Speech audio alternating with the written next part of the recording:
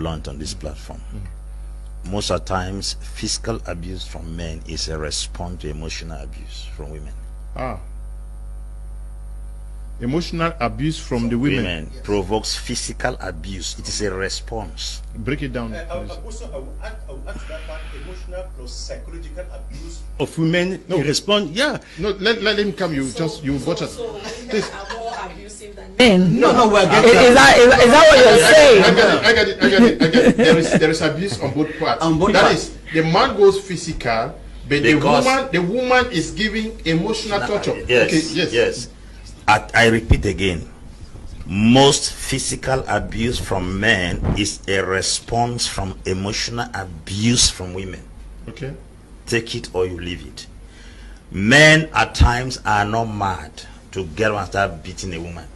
No reasonable, responsible man will get up, except in rare cases. You know, to every exception, to every rule there's an exception. So we are talking here knowing that there are cases whereby some men abuse women physically for not just cause. But I will guarantee you 80% of men's abuse towards women is a response to an emotional abuse from the woman. Can you explain what I'm going to explain it in details. Men are the quiet type, women are flippant. Women are flippant in nature. They talk a lot. Sometimes a man can do something and a woman doesn't seem to understand. She may start speaking, and women don't speak for you to listen. They speak for you to respond. Once they speak and you don't respond, they will want to say something harder than what they have said, and immediately they start throwing those hard words into your heart. There is a level you cannot take it anymore. And there are men, when they have absorbed that shock for too long, they cannot contain it. The next thing is that a rebounds. They will give you a slap and a kick. Then everyone that comes will see the slap and the kick because it is physical, not knowing that the man has been able to contain the emotional torture, either for a very long time. Sometimes men can contain this torture for almost 10 years. Some hold it for 15 years. At a level they can no longer take it. Now they feel like this physical abuse, or to me, the right words to be used there is physical discipline. This physical discipline to the man or to the man is a kind of trying to solve something that his quietness cannot solve. That's one of the reasons you must understand. The second reason why men sometimes abuse women physically, it is simply because women can easily lose respect for men. I'm telling you, a man's desire is not food.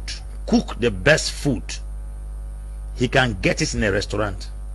A man's desire is not sex. He can get it in the street through a side chick. A man's desire is not your attire.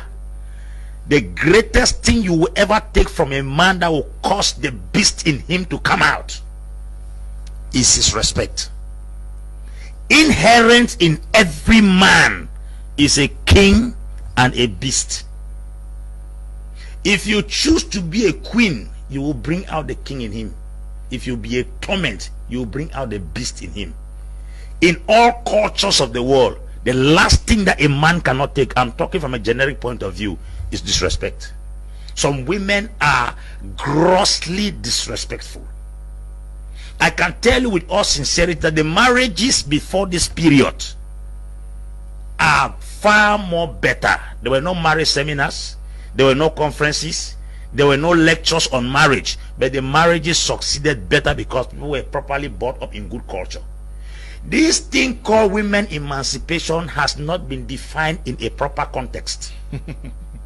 Women emancipation is the ability and liberation for women to enter into governance, not to dominate in marriage.